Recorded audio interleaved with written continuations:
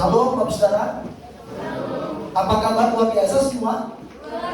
Yang luar biasa bisa lambaikan tangannya, kita berikan tepuk tangan saudara-saudara Tuhan. Haleluya. Ya, saya melihat wajah-wajah yang dengan sukacita. Bisa lihat kiri kanannya, katakan saya senang melihat wajahmu siang hari ini. Iya. Baik, Bapak Saudara, saya bersyukur kepada Tuhan atas anugerah Tuhan saya bisa melayani di tempat ini bukan karena kehebatan atau kekuatan saya, semuanya berkat anugerah Tuhan. Amin, Bapak Saudara. Dan saya terima kasih untuk Pak Gembala yang hari ini mungkin tidak bersama kita karena ada pelayanan di tempat lain, tapi saya percaya tidak akan mengurangi sukacita kita. Amin. Iya, 2-3 orang berkumpul dalam nama Tuhan, maka Tuhan yang hadir. Dan saya percaya ketika saudara sungguh-sungguh membuka hati pada siang hari ini, saudara berjumpa pribadi dengan Tuhan, maka sesuatu yang luar biasa dan dahsyat pasti terjadi dalam hidup saudara. Yang percaya katakan amin. Amin. Mungkin banyak yang belum kenal saya, karena memang saya tidak terkenal, gitu kan ya. Ya, hanya sebagian kecil mungkin yang kenal saya. Izinkan saya memperkenalkan diri, boleh ya? Iya, tidak kenal maka tidak sayang. Saya ingin disayangi oleh Bapak Ibu Saudara. Dan saya juga rindu menyayangi Bapak Ibu Saudara. Perkenalkan, nama saya Yosua Sibarani. Saya sudah menikah, istri saya Evi Sihotan ada bersama dengan kita pada siang hari ini. Kami baru 1 tahun pindah ke Tapanuli Utara, Bapak Saudara. Kami dari Surabaya selama 15 tahun kurang lebih melayani di sana. Saya dipanggil oleh Tuhan untuk ada di Tapanuli Utara ini, dan khususnya di Yangkai Baru untuk saya menjadi dosen di sana. Bukan karena kekuatan kami, tapi semuanya karena panggilan Tuhan. Kemanapun Tuhan panggil kita, saya percaya Tuhan pasti pelihara. Amin. Dimanapun Tuhan tempatkan kita, saudara, kalau kita berkata Tuhan ini aku, usahaku, Tuhan pasti menyertai saudara. Kami tetap merasakan sukacita. Kami sudah menikah 5 tahun, saudara, tahun ini tahun kelima maksud saya. Tapi kami belum diberikan Tuhan, belum dikaruniai Tuhan anak. Kami terus berdoa dan bergumul, kami percaya waktu Tuhan adalah waktu yang terbaik. Amin, saudara. Dalam pergumulan kami untuk memiliki anak, kami diberikan kurang lebih 58 anak, saudara. Ya, selama. Karena kami dipanggil untuk menjadi pembina asrama sejak bulan Februari. Jadi anak-anak kami minta 1, Tuhan kasih 58 kurang lebih. Apa yang tidak pernah kita pikirkan, yang tidak pernah timbul di hati, yang tidak pernah kita dengarkan, itu Tuhan sediakan bagi orang yang percaya kepada Tuhan. Jadi kami punya anak-anak, di sini ada beberapa anak-anak kami di asrama yang ikut, ada di belakang, ada di depan, kasih, Rizky dan sebagainya. Saya mungkin tidak mengerja, mohon maaf, saya tidak bisa sebutkan satu persatu ya. Tapi saya percaya bukan hanya mereka di asrama, di Akan Tartung pun semua mahasiswa adalah anak-anak kami. Dan saya ini menjadi ayah gitu ya, menjadi orang tua yang dapat membimbing anak-anak di sana. Baik saudara, saya kira cukup perkenalan kita, karena saya tidak sedang mempromosikan diri saya, ya kan? Nanti saudara bisa follow saya di Instagram, di Facebook, di YouTube gitu ya. Saya aktif juga buat konten untuk memberkati banyak orang. Sudah siap mendengarkan firman Tuhan? Amin. Yang siap katakan yes. Yes. Oke. Hari ini saya akan membawa kita untuk merenungkan sebuah kebenaran yang saya beri judul hidup sesuai desain Tuhan. Katakan sama-sama. Hidup sesuai desain Tuhan. Ayo kita buka Mazmur 139 ayat 13 maksud saya. Saya sudah siapkan di slide, bisa di ya. Mazmur 139 ayat 13, kita baca bersama-sama boleh ya. Iman timbul dari pendengaran akan firman Kristus. Kita baca 3, 2, 1. Sebab engkau yang membentuk buah pinggangku, menenun aku dalam kandungan ibuku. Saya baca sekali lagi ya. Sebab engkau yang membentuk buah pinggangku, menenun aku dalam kandungan ibuku. Bapak saudara, yang diberkati, yang berbahagia adalah kita yang mendengarkan firman Tuhan, merenungkan dalam hati dan melakukan dalam hidup kita. Pemazmur berkata bahwa Tuhanlah yang membentuk buah pinggang kita, menenun kita dalam kandungan ibu kita. Kita pasti sangat mengenal kata panggilan. Itu kan yang bisa diberi mungkin slide berikutnya. Kita mungkin sangat mengenal istilah panggilan, apa yang dimaksud dengan panggilan. Tapi pertanyaannya, apakah saudara dan saya hidup dalam panggilan Tuhan? Ada banyak orang sekarang hidup itu untuk mencapai kesuksesan, dan kesuksesan yang ada dalam pikiran mereka adalah menjadi pribadi yang kaya raya, ya kan? Ada banyak orang sekarang itu berjuang hidup hanya untuk mendapatkan harta di dunia. Ingat firman Tuhan berkata bahwa harta di dunia ini lengkap dan karat akan menghabisinya. Yang tidak habis adalah harta di surga. Amin. Di mana hartamu berada, di situ hatimu berada. Apa yang menjadi harta saudara? Ketika saudara memahami bahwa harta saudara di dunia dunia ini, materi ini, maka hati saudara hanya di dunia. Tapi kalau saudara yakin bahwa hartaku di surga, maka hati saudara akan tertuju kepada surga. Saya tidak berkata saudara tidak boleh bekerja. Saya tidak berkata saudara tidak boleh berjuang. Yang saya maksud adalah fokus atau orientasi kita itu adalah memenuhi panggilan Tuhan. Tuhan menciptakan saudara itu punya tujuan. Dan tujuan yang Tuhan berikan bagi saudara dan saya adalah yang mulia. Yang percaya katakan amin. Yes, tujuan yang mulia. Inilah yang disebut dengan panggilan. Ketika saudara dibentuk tadi, buah pinggang saudara dibentuk, saudara ditenun oleh Tuhan. Tuhan tidak menciptakan saudara dengan sembarangan dan tanpa tujuan. Seperti kita membuat sesuatu, kadang-kadang kita buat sesuatu tanpa tujuan. Karena tidak punya tujuan, akhirnya kita letakkan begitu saja, tidak jadi. Tapi ketika Tuhan menciptakan saudara dan saya, Tuhan bukan orang kerjaan, Bapak Saudara. Tapi ada maksud dan rencana Tuhan yang indah, yang mulia ketika Dia menciptakan saudara dan saya. Bisa dilihat slide berikutnya. Dikatakan demikian tadi kalau kita baca kembali dalam Mazmur 139 ayat 13. Bisa dilihat lagi. Engkaulah yang apa katanya? Membentuk. Dalam terjemahan Inggris dikatakan possessed, formed, fashioned. Itu artinya Tuhan itu memiliki kita. Dia membentuk saudara. Fashion itu bicara tentang sesuatu yang indah dilihat. Makanya orang bilang, fashionnya bagus ya. Jadi saudara, percaya bahwa Tuhan membentuk saudara itu, apapun sekarang keadaan saudara, bagaimanapun bentuk saudara sekarang ini, itu adalah indah di mata Tuhan. Kayak dikatakan, God formed, possessed, fashioned. Dia menghiasi, membuat kita begitu indah. Makanya dalam berkata, jadikan aku indah yang kau pandangmu, dia bisa terus kan? Seturut karyamu di dalam hidup. Yes. Banyak kita yang ngerti lagu itu, tapi kita gak pernah memahami lagu itu. Hidup kita sesuka hati kita saja. Saudara, ketika saudara hidup dalam panggilan Tuhan, saya percaya maka saudara menjadi orang-orang yang bersuka cita karena saudara menggenapi firman Tuhan. Saya percaya ketika saudara hidup dalam panggilan Tuhan, Tuhan pasti pelihara saudara. Jadi fokus kita, mari kita ubah sekarang yuk. Jangan lagi fokus untuk harta di dunia ini. Karena ketika kita mendahulukan kerajaan Allah, maka semua yang kita butuhkan pasti Tuhan tambahkan. Seringkali kita mengejar harta di dunia ini, nah kita dapatkan. Coba cari dulu sumber berkat itu. Maka berkat itu akan mengikuti saudara dan saya. Nah, Bapak Saudara, jadi kita itu dibentuk bukan tanpa sebab.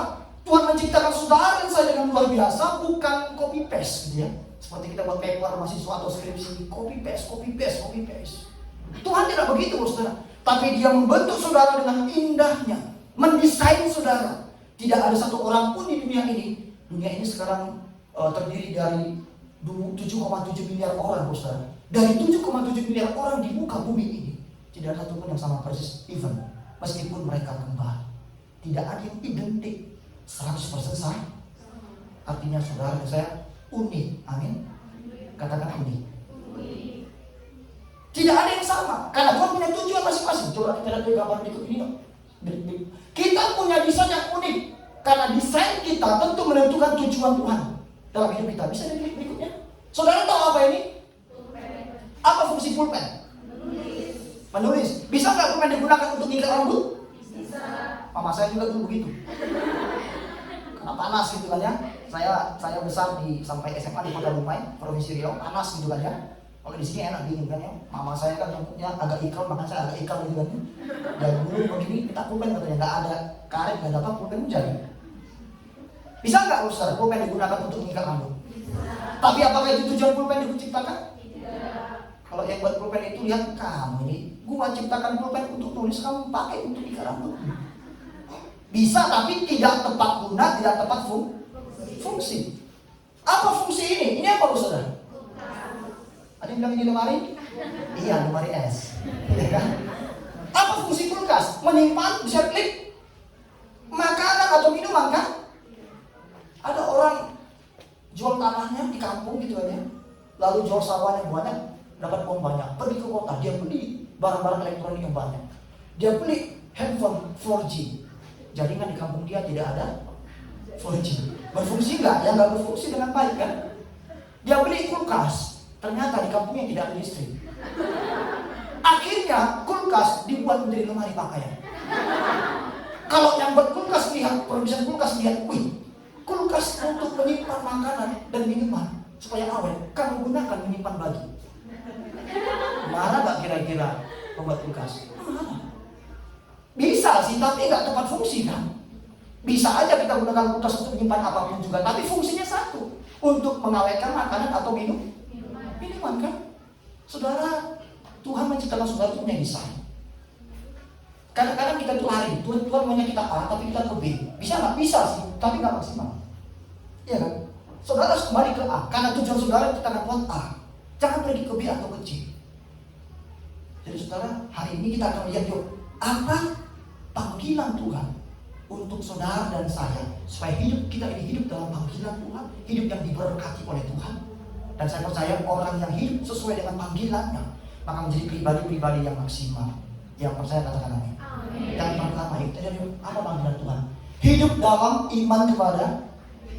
Ini panggilan utama Tuhan bagi semua orang, yaitu untuk menjadikan semua bangsa menjadi muridnya, kan? Untuk membuat manusia ini memperoleh anugerah keselamatan.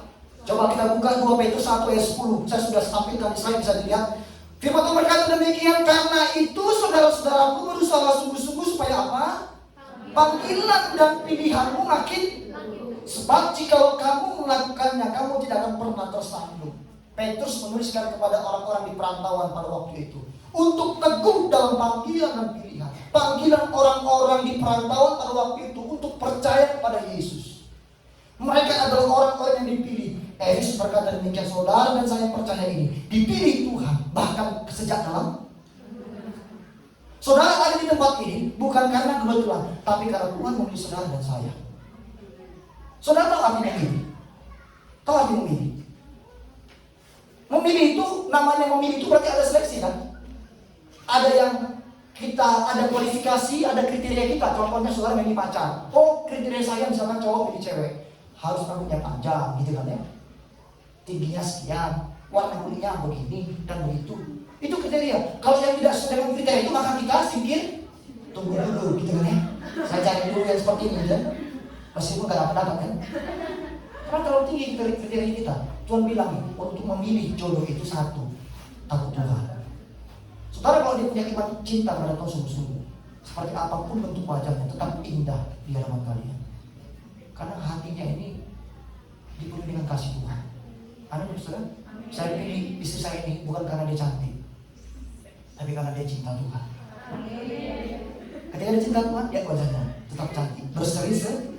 Orang yang hidup di dalam Tuhan itu pasti wajah itu sukacita, damai sejahtera, nggak marah-marah terus kan, nggak ngamuk-ngamuk terus kan. Meskipun istri saya kadang-kadang ngamuk memang, kadang, namanya manusia kan.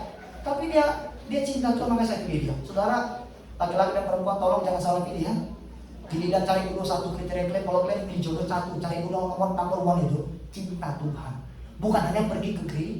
Banyak orang pergi ke gereja tak kenal Tuhan loh. Bahkan banyak orang yang lain di depan ini tidak kenal Tuhan.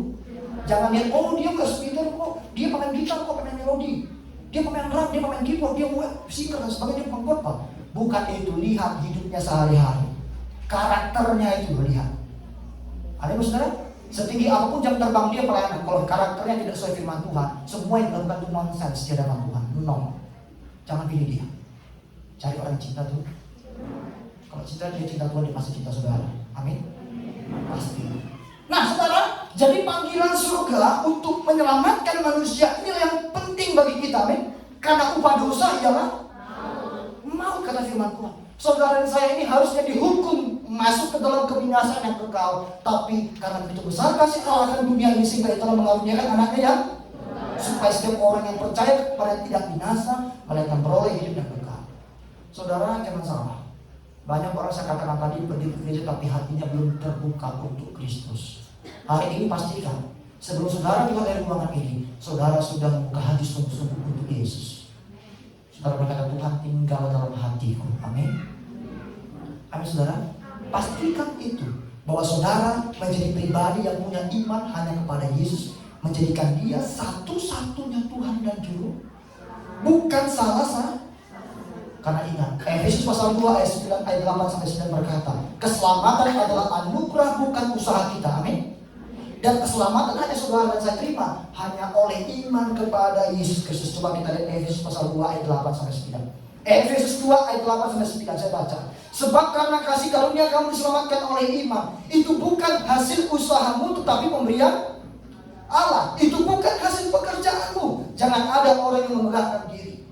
Tuhan mau setiap orang untuk datang kepada Dia, tapi ada banyak orang yang tetap menolak Tuhan sampai sekarang. Mungkin ada keluarga saudara yang belum percaya pada Yesus, doakan mereka. Sampaikan Injil kepada mereka. Saksikan siapa Tuhan bagi mereka. Bawa mereka mengenali Yesus. Karena dikatakan firman Tuhan, tidak ada satupun orang di bawah kolong langit ini yang oleh namanya dapat diselamatkan selain Yesus Kristus. Yesus berkata, I am the way, the truth, and the life. Akulah jalan dan kebenaran, dan tidak ada seorang pun sampai kepada Bapa kalau tidak. Itu yang Yesus katakan. Tidak ada tokoh agama lain dimanapun yang berani menjamin dia adalah jalan dan kebenaran dan hidup selain Yesus. Amin. Dan Dia Tuhan, Dia buktikan kita merayakan kebangkitan Dia dari antara orang. Itu membuktikan Dia hidup. Sebab Dia hidup. Apa katanya? Ada hari Yesus. Saudara percaya kita menyembah Tuhan yang hidup? Kalau Dia hidup, maka Dia tidak akan memberikan saudara. Amin. Percaya kepada Dia. Nah, kita harus punya iman yang sungguh-sungguh. Saya bisa minta maju satu orang sini dong. Kasih, sini kasih. Maju kasih. Bisa suara sedikit? Mungkin yang belum tebak namanya kasih ya. Marga Simamora gitu kan ya. Ini khusus untuk cewek saya namanya. Yang cowok gak usah ya. Kasih, saya tunjukkan kepada saudara, iman adalah dasar dari segala sesuatu yang kita harapkan dan bukti dari segala sesuatu yang tidak kita. Itu kata mata. Sekarang kasih tutup matamu, kasih ngaduk ke sebelah kanan kasih. Sekarang kau jatuhkan dirimu ke belakang kasih. Jangan ragu kasih, sebentar. Kasih ingat, jangan ragu. Percaya bahwa ada Bapak Yosua Sibarani yang siap membiarkan sorry. Yang siap menopang kamu. Ya kasih ya. 3, jatuhkan dirimu. 2, 1. Sini gitu ya. Yang dikasih. Saudara, itu iman. Dia tidak tahu apa yang ada di belakang dia, tapi ketika dia dengar saya berkata kasih, jatuhkan dirimu, ada Bapa di belakang. Dia harus percaya. Dan benar, saya topang dia. Saudara, mendengar firman Tuhan. Dia berkata, akulah jalan yang benar hidup. Percaya. Dia jalan dan kebenaran hidup. Jangan ragu. Karena iman adalah dasar dari segala sesuatu yang kita lihat. Dan bukti dari segala sesuatu yang kita harap. Saudara, mari hari ini bukti kita memiliki iman adalah taat kepada Tuhan. Saudara, bukti saudara punya iman bukan saudara pakai kalung salib. Bukti saudara punya iman kepada Tuhan bukan saudara pakai tato salib. Bukan. Tapi saudara taat kepada Tuhan. Bahkan siapa mengasihi aku kata Yesus, dia akan menuruti perintah. Dan bukti kedua orang yang memiliki iman kepada Tuhan adalah setia beribadah. Amin. Dia setia karena dia cinta dengan Tuhan, karena Tuhan sudah selamatkan dia. Maka dia datang kepada Tuhan untuk mempersembahkan hidupnya beribadah, memuji dan menyembah Tuhan. Itulah orang yang punya iman kepada Tuhan. Jadi orang mengaku beriman tapi dia tidak pernah pergi ke gereja beribadah atau kemanapun juga persekutuan Kristen, maka dia tidak bisa kita bilang punya iman kepada Tuhan. Gak ada buktinya. Dan bukti selanjutnya orang yang punya iman kepada Tuhan adalah memiliki hubungan pribadi. Amin, saudara. Semua sekarang tutup matanya dulu, tutup matanya. Belum berakhir ya. Ini bukan doa penutup ya. Tutup matanya saja. Oh, cepat sekali ya, puji Tuhan gitu ya. Belum berakhir, masih banyak poin kita tenang. Bisa tutup mata dulu semua, tutup mata. Siapa di sini yang setiap pagi doa pagi angkat tangan? Turunkan. Siapa sini yang setiap hari baca firman Tuhan, satu ayat, satu pasal atau satu perikop? Angkat tangan. Turunkan. Siapa di sini yang setiap hari dia itu berdoa ketika dia mau tidur? Angkat tangan. Turun tangannya. Iya, silakan buka matanya. Kan gak ada yang tahu kan? Siapa yang tadi itu kan? Saya tahu, Tuhan tahu. Hanya sekitar 30% lah yang tiap pagi doa, tiap pagi baca firman Tuhan, tiap pagi, tiap hari, tiap malam berdoa. Banyak yang tidak melakukannya. Saudara, kalau saudara mengaku punya iman kepada Dia, saudara pasti punya hubungan yang intim dengan Tuhan lewat ibadah dan saat teduh saudara dengan Tuhan. Saya di warga kita itu ada bacaan harian kan? Amos 1, Amos 2. Lakukan itu, baca itu. Maka kita akan dikuasai oleh firman Tuhan. Itu bukti saudara mencintai Dia. Jangan bilang saudara cinta Tuhan tapi saudara tidak pernah membaca isi hati Tuhan. Suratnya Tuhan kepada kita, Alkitab firman Tuhan ini loh, gak pernah kita baca. Hanya kita buka sekali seminggu. Waktu ibadah Ada seorang orang Batak, suatu ketika disuruh pandetanya dia buka, coba buka kitab Habakuk gitu kan ya. Kitab Habakuk. Dia bingung, di mana kitab Habakuk? Dia nggak pernah dengar. Kalau ngatusnya mungkin pernah dengar. Pak Pendeta, nggak ada kitab Habakuk, itu nama tulang saya katanya. Kelihatan, buka Alkitab hanya hari Minggu. Bahaya saudara. Jadi mari, kalau saudara punya iman pada Tuhan, datang kepada Tuhan, miliki hubungan yang intim dengan Tuhan. Saat teduh saudara setiap hari baca firman Tuhan setiap hari, maka iman saudara akan bertumbuh semakin cinta tuh. Saudara berkata, aku mau cinta Yesus selamanya. Ku mau cinta Yesus selamanya. Saudara akan bertahan apapun badai yang saudara alami, karena saudara bersama dengan Yesus. Ketika Allah di pihak kita, siapakah yang di lawan kita? Tidak ada. Yang kedua, Tuhan memanggil kita untuk apa? Selain kita beriman kepada Dia, Tuhan manggil kita untuk kita percaya kepada Dia dan kita memperoleh hidup yang kekal. Yang kedua yang Tuhan mau adalah kita hidup melayani. Saudara jangan puas saudara hanya duduk di gereja tanpa melakukan apa-apa. Saudara duduk memuji Tuhan lalu saudara pulang. Saudara harus mulai maju satu tingkat, mulai memberikan diri untuk melayani. Karena kita dipanggil Tuhan bukan hanya untuk percaya kepada Dia, tapi untuk melayani Dia. Ayo kita buka Roma pasal 12 ayat 11. Roma pasal 12 ayat 11, firman Tuhan berkata demikian. Janganlah hendaknya kerajinanmu kendor, biarlah rohmu menyala-nyala. Dan saudara, kenapa kita harus melayani Tuhan? Karena Tuhan lebih dulu melayani saudara dan saya. Dia memberikan hidupnya di kayu salib menebus kita, menggantikan kita. Tuhan lebih dulu melayani kepadaku, melayani lebih dulu. Sampai sekarang ada banyak orang yang tidak mau melayani Tuhan. Tuhan mau, yuk kita berikan hidup kita melayani Tuhan. Pak, aku gak bisa worship leader. Pak, aku gak bisa main musik. Siapa bilang pelayanan hanya worship leader dan main musik atau pengkhotbah seperti saya? Siapa bilang? Ketika saudara pun menerima tamu di depan pintu sana, itu melayani tuh. Ketika saudara berdoa untuk gereja Tuhan, untuk jemaat Tuhan di tempat ini, itu pun melayani tuh. Ketika saudara mungkin membersihkan gereja, itu melayani tuh. Banyak bidang pelayanan yang dapat saudara lakukan untuk Tuhan. Jangan berpikir pelayanan hanya di depan ini saja, saudara. Tidak. Saudara berdoa untuk gereja ini, berdoa untuk jiwa-jiwa pelayan Tuhan, membersihkan gereja, saudara membantu program-program gereja, itu pun pelayanan saudara untuk Tuhan. Dan itu berharga juga di mata Tuhan. Markus pasal 10 ayat 45 bagian A, firman Tuhan berkata begini. Karena anak manusia juga datang bukan untuk dilayani, melainkan untuk. Saudara, Tuhan sendiri datang bukan untuk dilayani. Makanya dia tidak lahir di istana sebagai raja, tapi dia lahir sebagai anak di dalam kandang domba yang hina. Karena memang dia lahir bukan untuk dilayani, tapi untuk melayani. Bahkan sampai di kayu salib. Oleh sebab itu mari saudara percaya, setiap orang yang percaya kepada Tuhan tadi, yang punya iman kepada Yesus tadi, pasti diberikan Tuhan karunia. Yang percaya katakan amin. Saudara pasti diberikan Tuhan karunia. Masalahnya kita seringkali tidak paham apa karunia kita kan. Sekarang berdoa, tanya Tuhan, apa karuniamu? Saudara coba baca 1 Korintus pasal 12 ayat 7 dan 11. Satu orang bisa satu orang baca 1 Korintus pasal 12 ayat 7 dan 11. Dengan iman bisa satu orang bantu saya untuk membaca 1 Korintus 12 ayat 7 dan 11. Demikian firman Tuhan. Ya.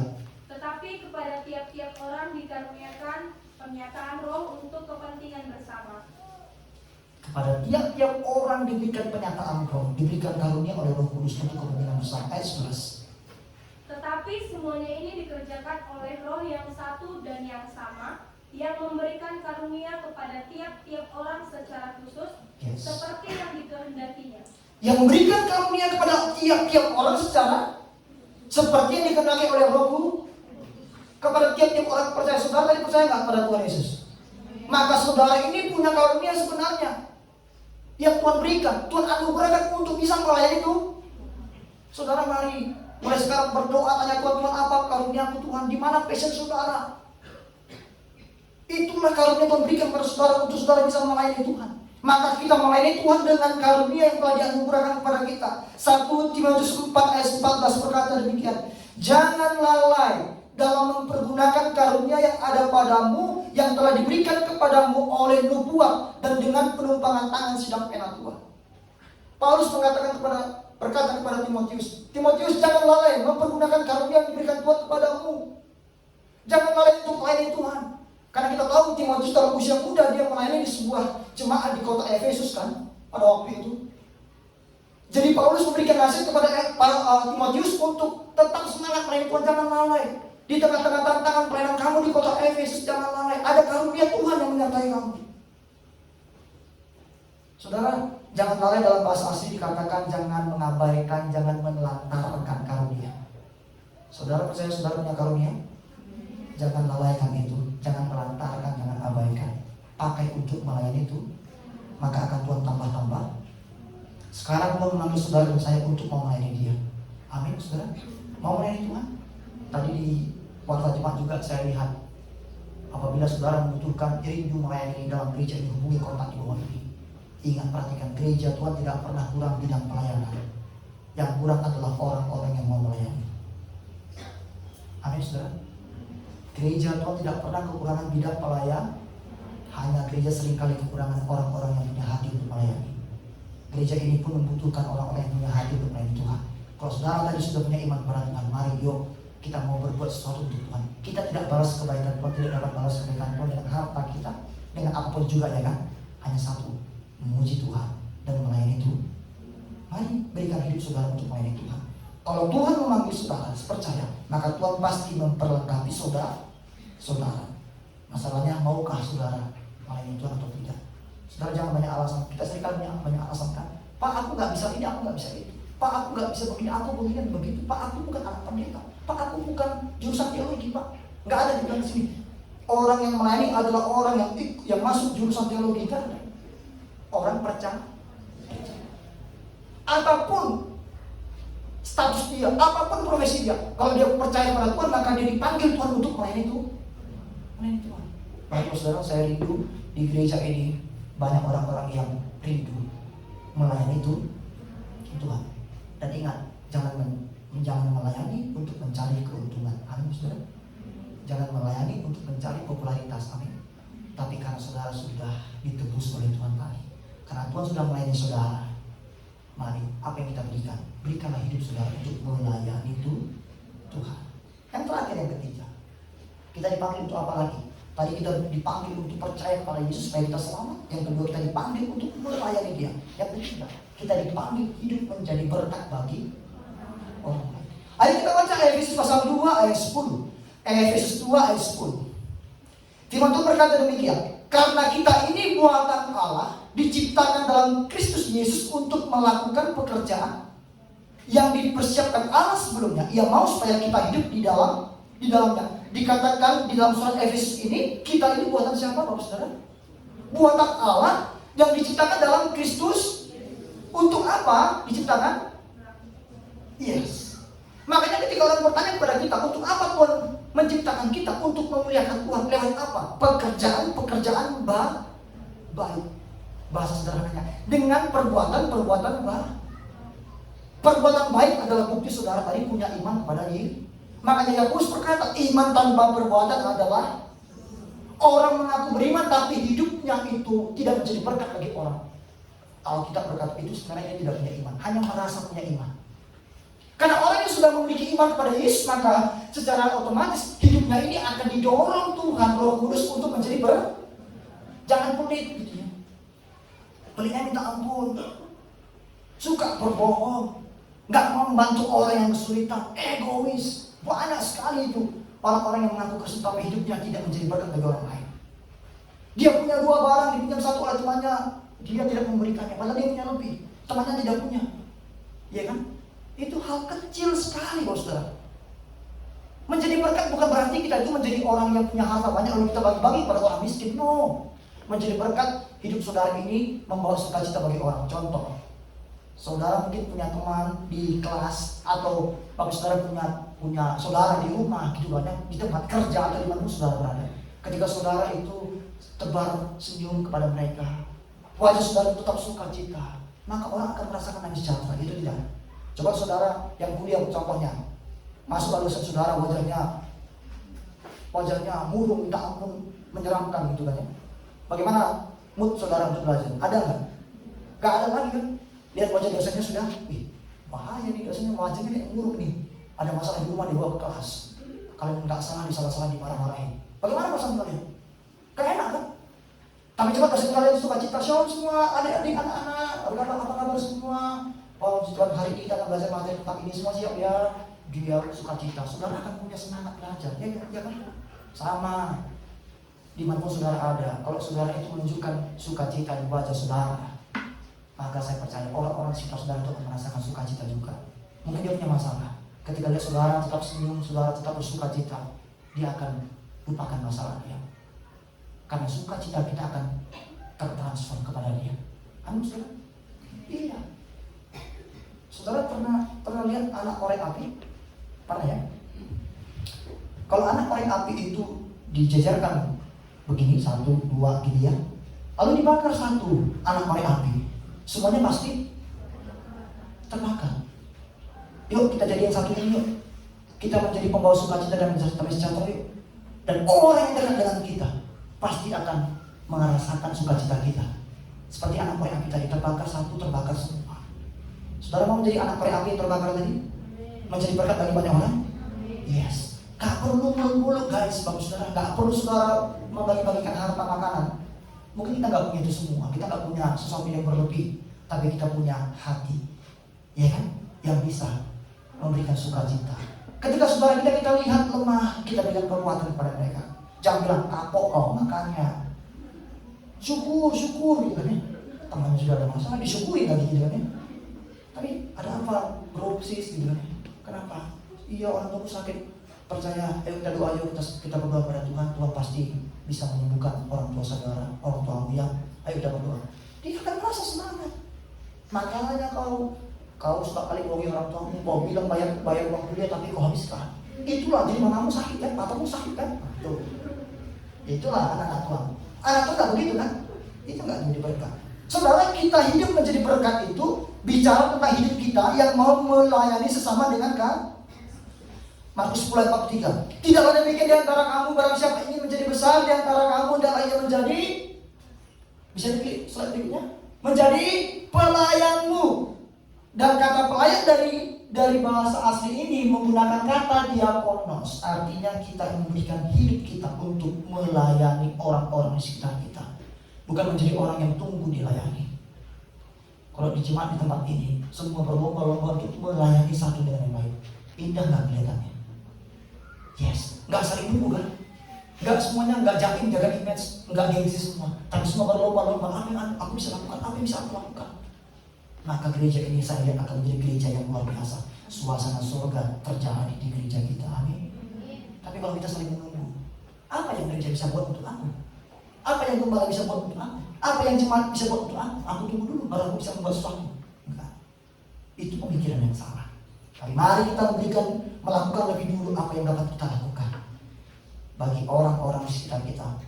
Maka kita akan melihat suasana yang indah akan terjadi. Dan orang yang mampu melayani orang lain adalah orang yang berani menyangkal, orang yang berhasil menyangkal dirinya. Karena diri kita ini pengennya dilayani, iya kan? Tapi kalau kita berhasil melayani orang sesama kita, memberikan hidup kita menjadi berkat bagi mereka, maka kita berhasil menyangkal diri kita. Yesus berkata, barang siapa yang ingin menjadi pengikut aku, dia harus memikul salib, menyangkal.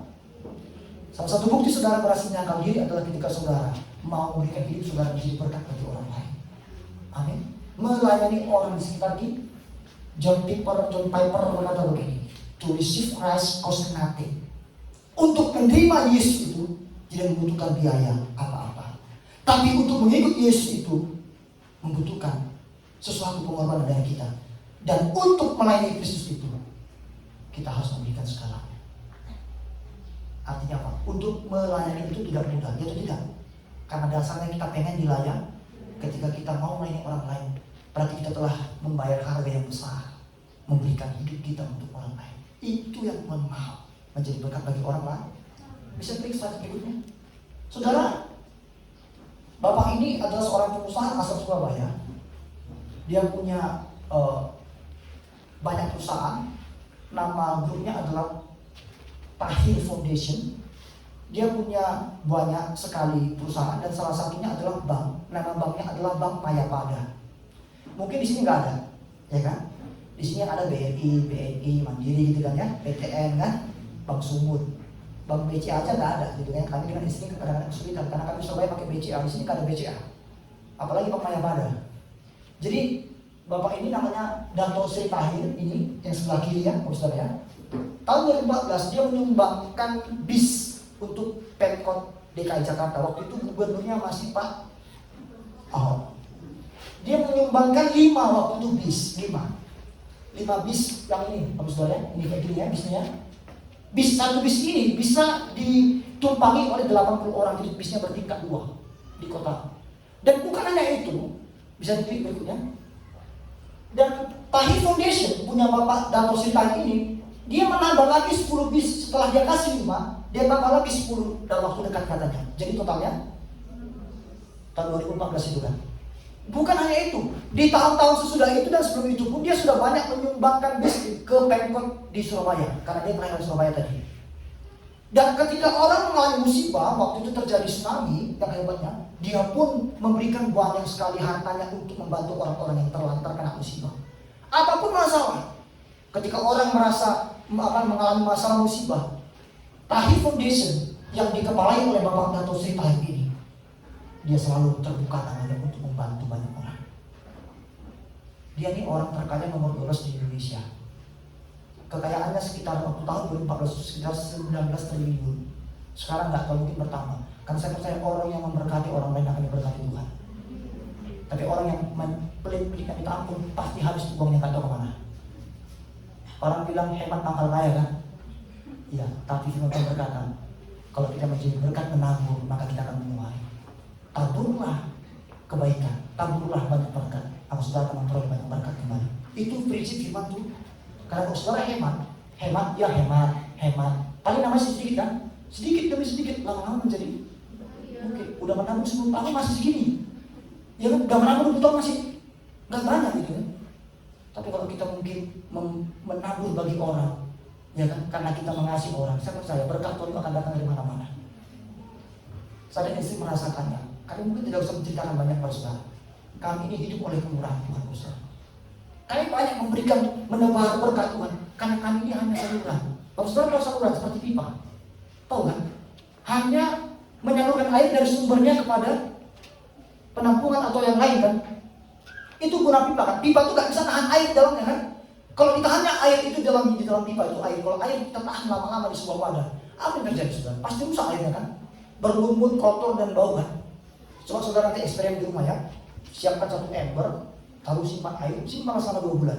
2 bulan kemudian buka lagi ember. Bagaimana dengan airnya? Apakah masih jernih? Pasti rusak. Tak berlumut kah? Tak warnanya udah berubah kan? Sama saudara. Kita ini hanya saluran. Jangan tahan-tahan berkat Tuhan. Saluran artinya membagi dia pipa itu yang selalu menyalurkan airnya. Apakah dia kekurangan air? Tidak, karena dia tetap terkoneksi dengan sumber mata air kan. Kalau kita dekat dengan sumber berkat, kita ini bisa saluran berkat bagi orang. Percaya, berkat saudara tidak akan pernah habis. Tetap baru setiap hari. Ini saya pelajari dan saya hidup sampai sekarang. Saya bergumul dengan istri saya. Kita harus jadi berkat bagi orang-orang saya. Bisa kita hal kecil sekalipun kita lakukan itu berkat. Saudara terkasih dalam Kristus. Jadi ini bukti pribadi. Saya bisa contoh, ada banyak orang-orang yang punya harta tapi tetap punya kerinduan dan kasih untuk memberkati orang lain. Saudara mau menjadi berkat? Mungkin kita nggak sekaya Bapak Dato Sri Tahir, ya kan? Tapi saya katakan tadi, kita punya diri kita, hati kita yang dapat kita kasih ke orang. Perhatian kita mungkin, nasihat kita mungkin, ya kan? Banyak hal yang bisa kita kasih, senyum kita, doa kita kepada orang-orang, ya kan? Saudara nggak punya uang, tapi saudara punya doa kan? Bisa mendoakan orang kan? Itu pun berkat bagi mereka. Amin, saudara. Kita lihat video terakhir yuk untuk mengakhiri renungan kita. Bisa diputar videonya?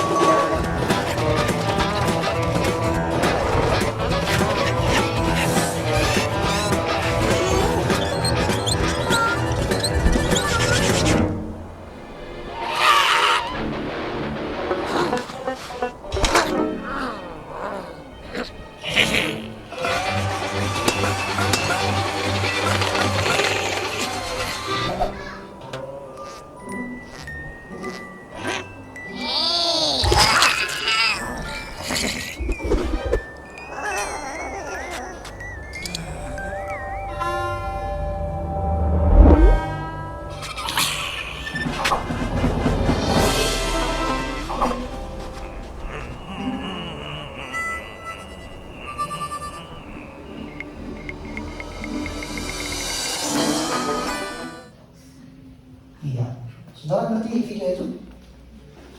Jadi ada orang yang kehausan di padang gurun gitu kan ya, dia nggak ada lagi persediaan air minumnya. Lalu dia lihat ada godaan, oh itu ada keran air gitu kan ya. Lalu dia karena haus, dia dengan segera lari bergegas untuk mendapatkan keran itu. Ternyata keran itu jebakan. Lalu Tuhan menghalangi dia tadi kan, Tuhan arahkan dia itu loh. Di sana kamu ke arah sana, di situ ada sumber air yang banyak, tapi nggak kelihatan oleh dia kan. Karena dia kaktus, lalu ada tengkorak gitu kan. Wah ini nggak benar ya kata dia. Aku harus kembali ke keran itu, dia lari. Tuhan halangi dia dengan berbagai cara. Lalu kerannya pun dipatahkan Tuhan, dia berusaha untuk mendapatkan air. Ujung-ujungnya yang didapatkan hanya satu tetes. Dia nggak tahu. Tuhan sudah siapkan banyak sekali air tadi berlimpah. Dia bisa mandi tadi itu kan. Di air terjun tadi kan, dia bisa mandi. Seringkali kita nggak mengerti rencana Tuhan. Saudara, kalau Tuhan membawa saudara pada jalan yang seolah-olah buntu, tapi kalau itu Tuhan mau, taatlah. Di belakang itu ada banyak berkat yang diberikan oleh saudara. Jangan saudara itu karena melihat apa yang indah di depan saudara, tapi ujungnya menuju maut. Kalau saudara dituntut diarahkan Tuhan, ikutilah proses Tuhan, meskipun sakit sementara. Tapi di balik itu semuanya ada berkat yang indah yang Tuhan siapkan bagi kita. Jangan menjadi orang bodoh seperti yang tadi. Dia tidak mau hidup sesuai dengan rencana Tuhan kan? Dia hidup apa yang dia mau. Dan akhirnya apa? Bayangkan, setelah dia pergi dari satu tetes minum tadi, bisa bertahan lama gak dia? Gak bisa. Saudara, mari hidup dalam panggilan Tuhan. Percaya kepada dia, hidup melayani dia, dan hidup menjadi berkat. Maka saudara menjadi pribadi yang hidup sesuai dengan rencana Tuhan, pribadi yang diberkati oleh Tuhan. Amin. Mari kita tundukkan kepala kita bangkit berdiri bersama-sama.